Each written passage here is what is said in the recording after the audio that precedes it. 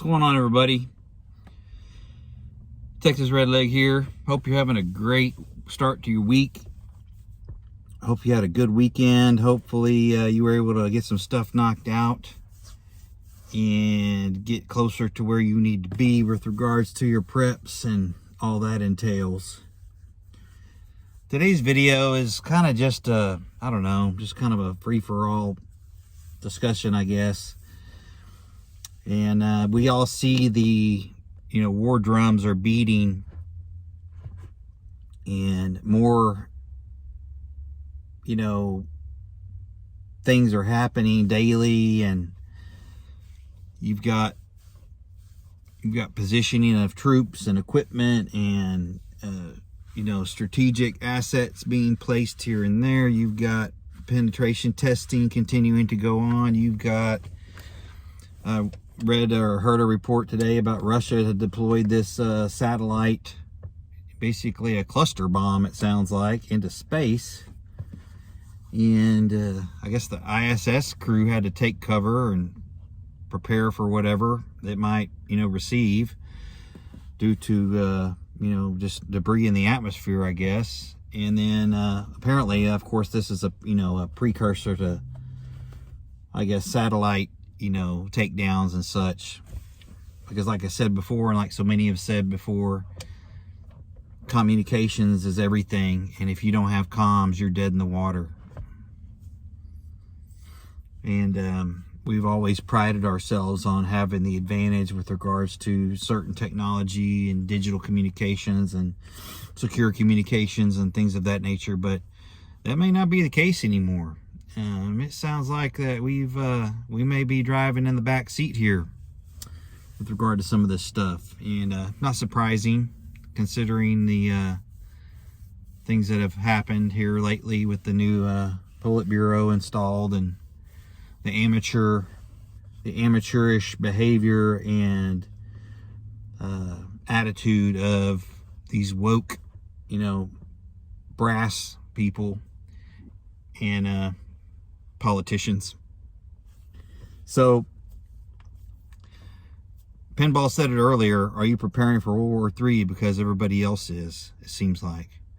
And I would seriously like to remind everybody that it's not just one scenario that you prep for, it's a multitude of scenarios. We may have an idea of what we think is going to happen based on current conditions and historical things that have happened, or weather or whatever, drought. There's all sorts of things that we prep for, but World War III is, that's the coup de grace. That's the big one. And should it come down to the balloon going up, we have a decent set of nukes, we have decent technology, decent equipment. We have, I would probably say, we may not have air superiority to those particular enemies anymore, but we've got a worthy force and worthy technology that could probably compete. But that's not to say that they just won't want to mess with us and drop a hot one, or launch an EMP and wipe out all the comms and basically do what they want undetected. And by the time we detect them, they're already on the ground making changes. So Pinball had a really good video on prepping for World War III, and I think that's something everybody should go watch. But there's only so much you can do with regards to that type of scenario. And if we get the ash, I'm not so sure I want to be around anyway, to be quite honest, to deal with that. So people that think they're gonna just thrive in a nuclear situation or the fallout of a nuclear war, even though the blast may not kill you, the thing you got to worry about is what's left over. And so not trying to be doom and gloom here, but be realistic, I don't know that an enemy of, the big R or the big C would want to not incapacitate us because of the likelihood of a guerrilla war here in America. I don't think that's something that any of them want. And I think they would just be willing to forego that and go ahead and ice the situation, and turn it into ash. And they would just maybe, figure out a way to get the energy out, the utilities out, and screw the rest of it. So it's a bad situation, especially with those enemies, because it sounds like they're pretty united in their goals, and it looks to me like we're always being reactionary with this administration instead of being proactive. And I agree with the old Reagan peace through strength. B-52s loaded up, that's peace, honestly. And I don't want war, and I sure hope you people don't want war, because there's nothing going to be pretty about that. And those that have been in war will tell you that you don't want anything about it. You don't want anything to do with it. You're not going to like it. It's uncomfortable. It's nasty. It's cruel. But it ain't like the movies. So hopefully everybody is doing their part to get their stuff squared away and do the best you can do. Don't panic. Don't go crazy buying everything you see in sight.